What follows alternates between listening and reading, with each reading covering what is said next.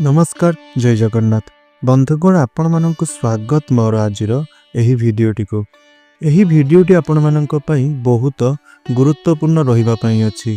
आपण माने तो निश्चय रूप से महाशिवरात्रि बा जागरर व्रत तो करुथिबे, किंतु अनेक लोक मानक मनरे एहा प्रश्न आसुथिबो जे एही महाशिवरात्रि रे बा जागर दिन केउ जिनिस गुड़िक खाइबा उचित, केउ जिनिस गुड़िक खाइबा अनुचित अटे।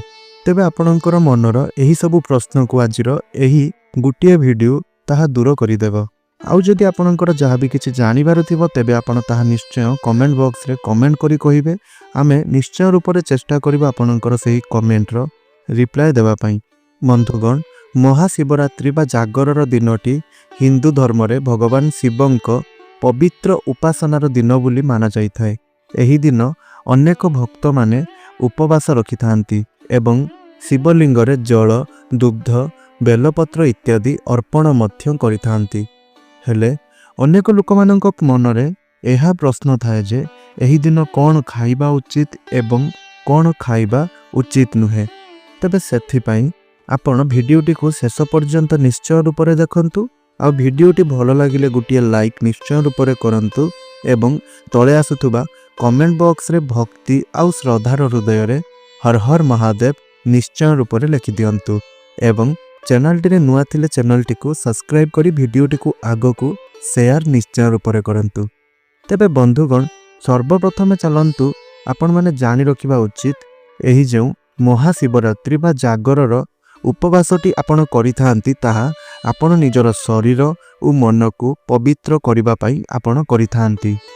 आउ एही दिन सात्विक खाद्य एहा खाइबा पई आम शास्त्र रे मध्य कुहा जाई अछि। तेबे चलंतु सर्वप्रथमे जानिबा जे एही दिन आपण कोन कोन सबु खाई परिबे। प्रथम रे एही दिन आपण फल इत्यादि खाई परिबे, जेपरि कि कदली, सेउ, अंगूर, डालिंब एही भली फल गुडी को आपण खाई परिबे। एही भली फल गुडी को आपण खाइबा द्वारा आपणक शरीर को शक्ति मिली थाए एवं उपवास रे आपणक दुर्बलता अनुभव होई न थाए। द्वितीय रे दुग्ध और दुग्ध जातीय पदार्थ जेपरि कि दही, छेना, लस्सी भली खाद्य गुडी को आपण खाई परिबे। एहा आपणक शरीर को शीतल रखि थाए एवं भगवान शिव शंकर को मध्य दुग्ध अत्यंत प्रिय बोली माना जाय थाए। तृतीय रे हेउची सागुदाना।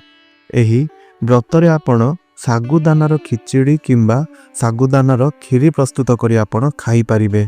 एहा आपणको उपवासर व्रत रे शक्ति प्रदान करिथाए।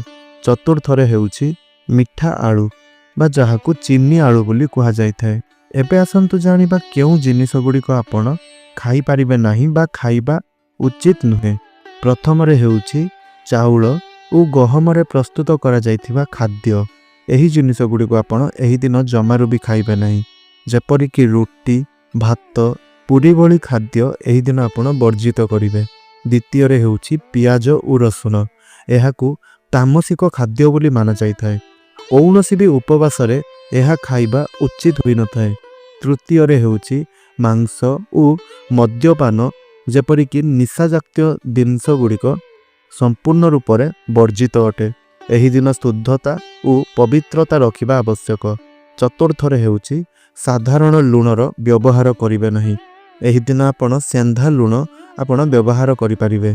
पंचम रे हेउची अधिक तेल और मसला दिया खाद्य खाइबे नहीं। उपवासर मुख्य उद्देश्य हेउची सरलता और नियमितता। तेबे जेउ माने पूर्ण उपवास करि पारु नाहंती सेमाने एक बेला फल आहार मध्य करि परिबे। दिन सारा भगवान शिव शंकरंकर नाम जप करिवे एवं ओम नमः शिवाय मंत्रर जप करिवे। मने रखंतु उपवासर मूल अर्थ केवल खाद्य छाड़िबा नुह, मन, कथा, कर्म रे पवित्रता रखिबा मध्य जरूरी अटे। क्रोध करिवे नहीं, एही दिन मिछ कहिबे नहीं और काहाकू खराब करी व्यवहार करिवे नहीं किंबा खराब कथा कहिबे नहीं। एही दिन राति रे जागरण करी शिव भजन कले अधिक पुण्य फल मिले बोली विश्वास करा जाए।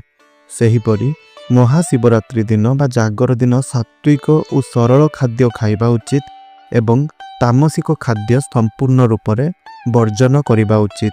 एहा करिले ଭଗବାନ ଶିବ ଶଙ୍କରଙ୍କର କୃପା ଲାଭ ଆପଣଙ୍କୁ ହୋଇଥାଏ ଏବଂ ଆପଣଙ୍କ ଜୀବନରେ ଶାନ୍ତି ଓ ସୁଖ ଫେରି ଆସିଥାଏ।